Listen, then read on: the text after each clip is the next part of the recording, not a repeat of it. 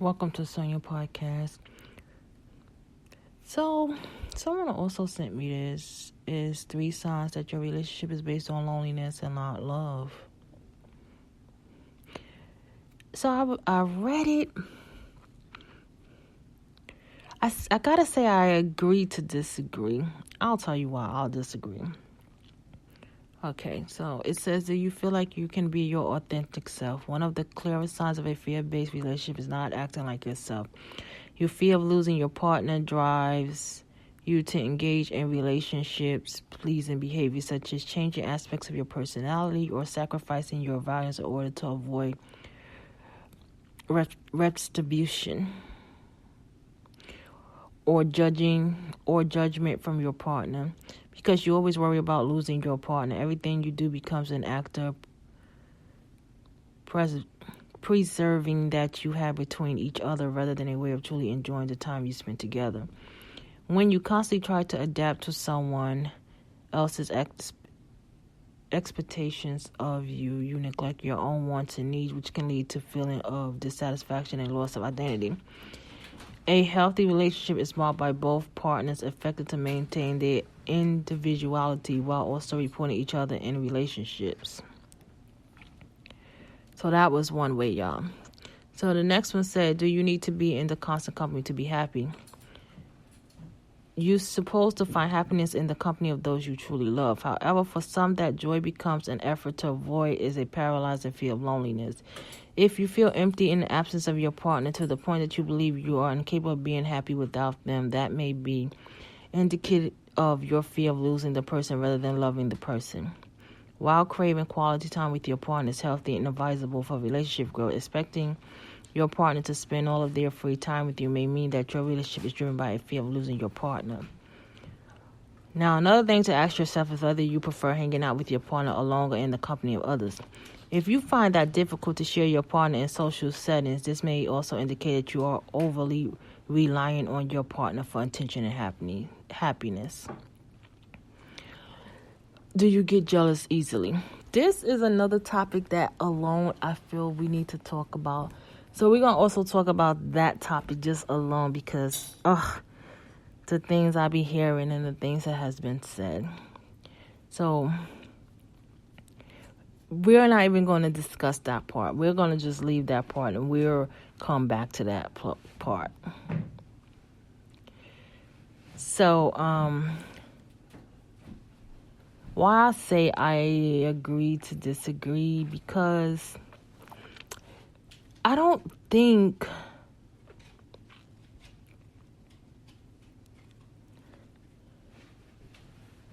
what they're saying is based on loneliness and not love. Like,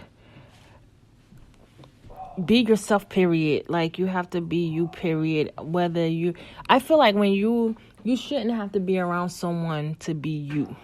You need to always be you, regardless of who you're around.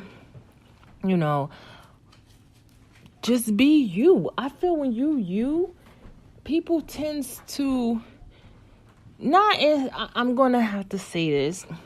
So I don't want to, it's going to sound like a contradiction, but it really isn't. In society, a lot of times there's not a lot of people being them. They're being everyone else but them.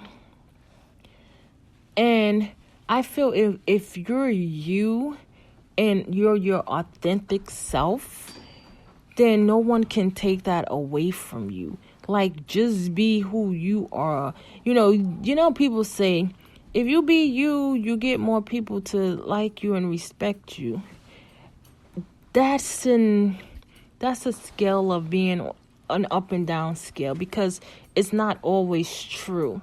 Because you also can get people for you being you who don't like you, but they do respect you. So when people say that, I say, nah, that's a scale that's unbalanced. That's how I see it, as a scale unbalanced. Do you need to be in constant company of people to be happy? No, I feel like you should be happy just being in your own company sometimes.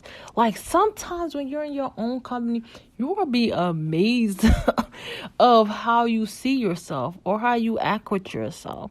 Like when you're in company of other people, you tend to act a certain way or be a certain way because you're trying to make them see you in their eyes and not in your eyes how you see them. So if you're normally around people and they're like, oh, you're totally cool, and then when you're not around the person you like a dork, then it's like, who are you trying to really be? Are you that cool person in reality when you're around these people, or are you actually this dork that's trying to be cool?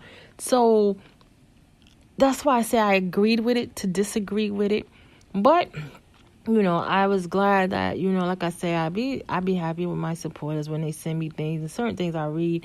Like I tell y'all, I read it. And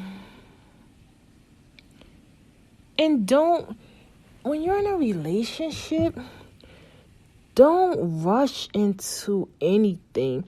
I think you should ease. This is just my opinion.